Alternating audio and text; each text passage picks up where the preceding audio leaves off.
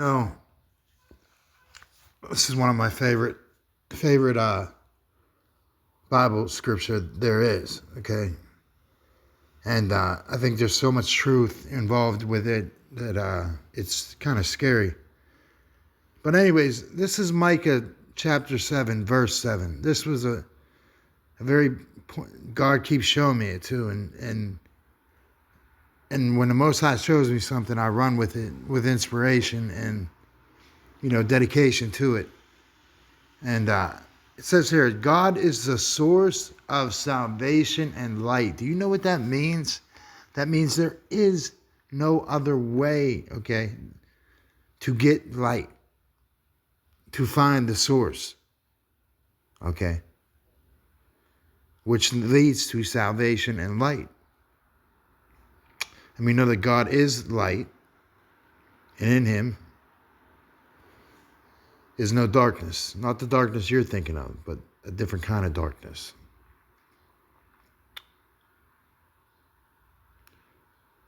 So many things, man. I was listening to my brother talk, man, today, and he was saying, man, some of the most broke people, people that struggle out in this life, spiritual people of spirit, okay? That's the only way I could say it, because if you are of anything other than spirit, man, let me tell you something. This world will eat you up and eat you alive, okay? And rip you apart and toss you out to the curb, okay?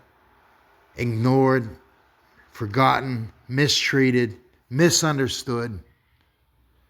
Some of the simple things that I'm talking about, I'm currently going through and have been through, okay? So it's not for me to complain, because man, I just don't go nowhere complaining, and I don't like myself when I'm complaining, about something, acting covetous, when you see somebody in this world who has stuff, who has things and nice things, and you struggled your whole life, quietly, humbly. Yeah, there's been times where I've murmured, yes, many times. But so let's get into this. Micah says, I will look unto the Lord. So somebody's looking. Somebody's waiting for the God of his salvation. And he says, my God will hear me. The Most High is one to hear. Just not one to reply back in time sometimes. Sometimes it takes a little time. And you most certainly will see or hear or know that God is trying to speak to you about something. So he says here, rejoice not against me. Now you see, that's like praying for somebody's downfall. You know that? That's what he's saying here. So people are, rejoicing against him. When people make fun of bums, and people that are homeless and, may not have what you have and things like that. Let me tell you something. I've worked in homeless shelters. I know all about it. So I know all about the suffering, okay? The side of the street where the suffering sit, okay?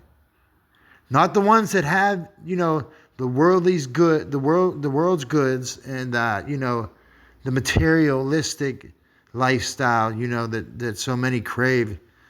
Let me tell you something. God told me years ago, don't go that way.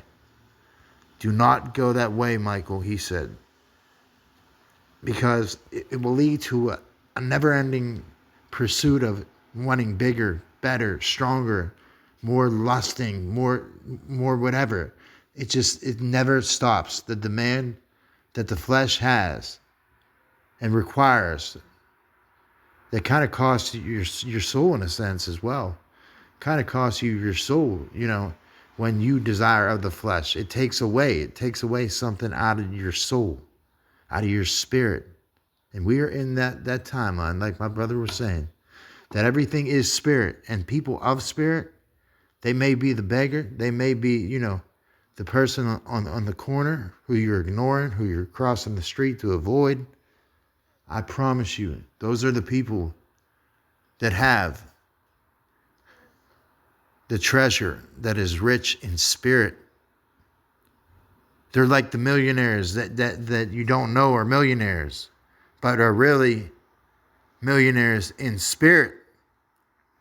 Not to brag, not to boast. Like I said, I boast in my weaknesses. I boast in my transgressions. You want to talk about a piece of dirt that's been, nobody his whole life? You're looking at one. You're looking at one. But I answered that call. I answered that call. I took that call. So, my enemy rejoice not against me, Micah says. When I fall, I shall arise. When I sit in darkness, the Lord shall be a light unto me. So, in the movie Batman, The Dark Knight, Bruce is whispered by his father to, he asked him, he said, Bruce, why do we fall?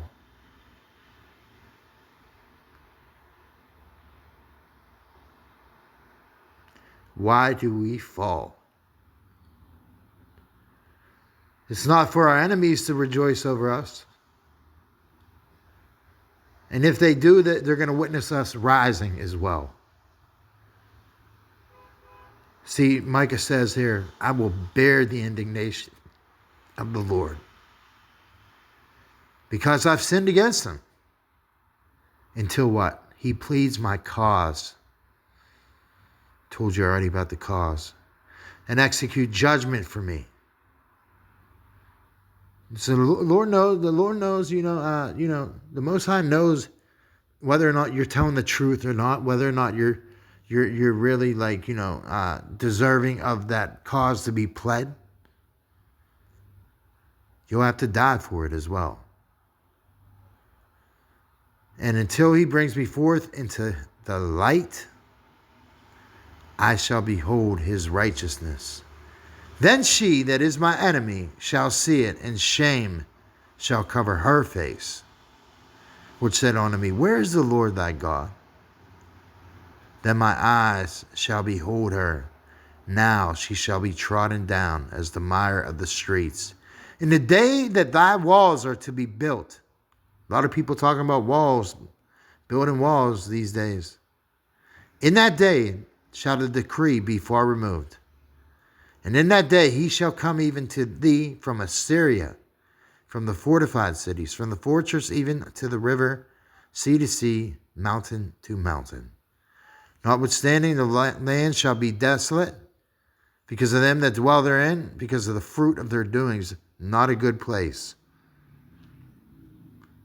A Babylon type place. So how are the people going to walk? They're going to walk heavy. They're going to walk without spirit. They're going to walk mean. They're going to walk rude, crude. Put you down in every way they can because you're not like them. We're not like them. You're not like them. You see, when you live in the spirit and you're of the spirit and of nature, okay? So much is going on that's unnatural in this world. It's unnatural. It's against the laws of nature. And that is why we got to flip this thing back right side up, and spin it the right way back again. That way the people are fed. That way the people, they go a certain way. They turn around and go, the way of God. But unless they hear the voice of the shepherd,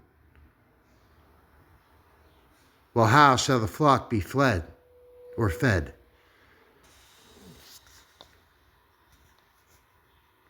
Now, according to thy days of thy coming out of the land of Egypt, I will show unto thee marvelous things. Let me tell you something. I'm still in Egypt every single day. And to me, Egypt, when the Bible talks about it, it's not my people, my heritage, but it's more so representing kind of like America, how America is, and how we live as debt slaves, and 99% of people go to jobs they hate, and including my own mother and father, Uh, my dad worked 2 jobs his whole life, dude. Took shit, ate shit his whole life. I was a witness to it. Worked his ass off for nothing. My mother still works to this day. She goes to a job she hates and gets treated like shit every single day because she needs health care, health insurance. It'd be too much for her to. And my dad's still working. So this is not something that suffering is something that I'm used to. Surviving is something I'm used to. And I did it without a complaint. I did it quietly sometimes, and man, I could tell you right now, I probably would deserve a little better than how this world has treated me, for sure. But am I innocent? By no means I am innocent. Okay? Because I bear the indignation of the Lord. I am the one who suffers for my own sins. Do you understand? I suffer for it. I bear it alone. And I'm sure somebody else is out on an island somewhere, on vacation somewhere, and enjoying their life and, the fruits of their labor and things like that. I believe that I should have a better inheritance than I guess that I've been rewarded with. But to say that is to sound like I'm complaining, and I'm not. Because I'm very thankful and very mindful of everything the Lord has done for me. And I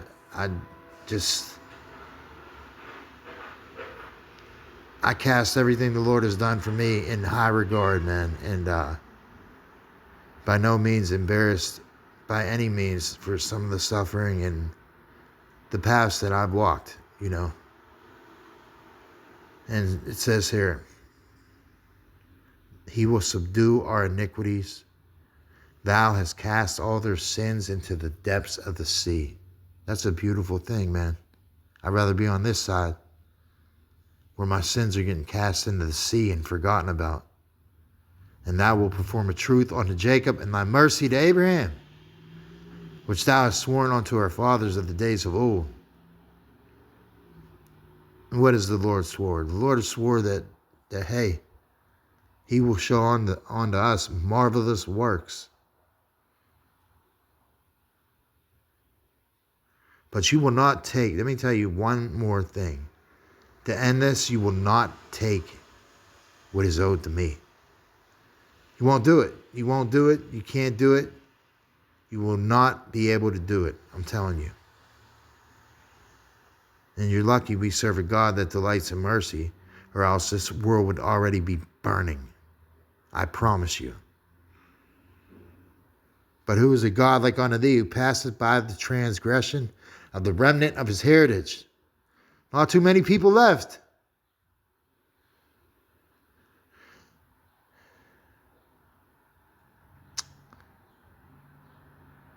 And I think that's where I'm going to end up.